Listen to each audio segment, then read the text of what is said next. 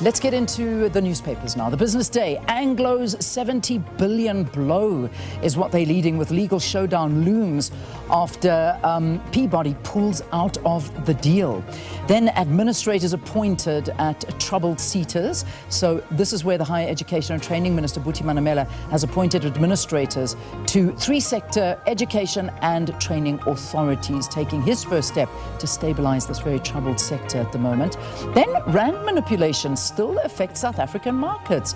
This is what a top court is told. They have urged the Con Court to revive charges over a 10-year rand rigging scandal, arguing the manipulation inflicted permanent structural damage on the currency and skewed about 35 trillion rand in trade flows.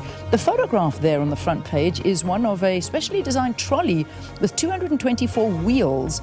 It's the Karuna Church. It's moved at half a kilometer per hour during relocation due to the expansion of an iron ore mine.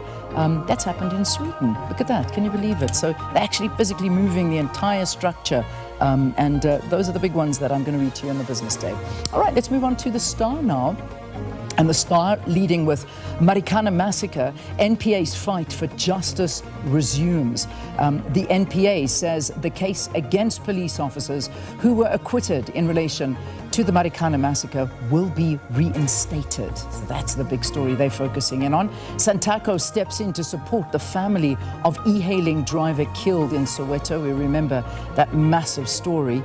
And that, of course, is the press conference where the judicial, this is a retired judge, Sisi Kompepe, who chairs the Judicial Commission of Inquiry into Apartheid-era crimes, announcing that the commission is prepared to begin its work, a very important commission that the president has appointed, and all of this into what's happening in the police. So that's the one big story there as well. And then colluding banks linked to cartels in rand-fixing saga. They also focus on that one.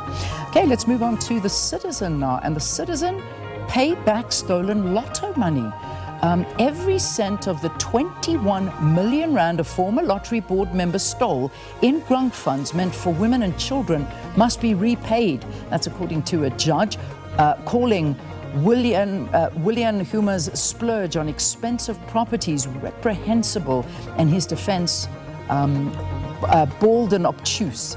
The properties will be auctioned, so 21 million to be paid back. Spinball Wizard is the picture that they've got on the front page there. Proteas spinner Keshav Maharaj celebrates with his teammates Tristan Stubbs and Ryan Rickleton after taking the wicket of Australia's Cameron Green during the first ODI in Cairns yesterday.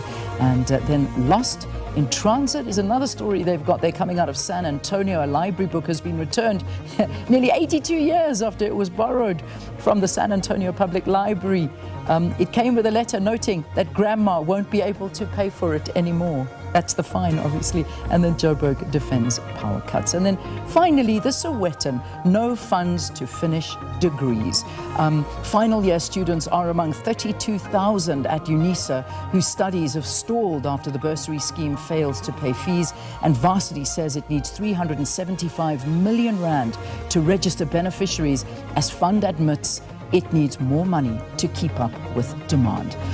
All right, so that's the NSFAS crisis under the spotlight. On our website, please do visit it for all the other stories. That's DJ Somebody and the case that we'll be getting a lot more today, as well as interviews you may have missed here on the channel. And then remember your SABC Plus app. Look at this, it's so cool. All of these things for you. Just register and you'll be able to watch it wherever you are.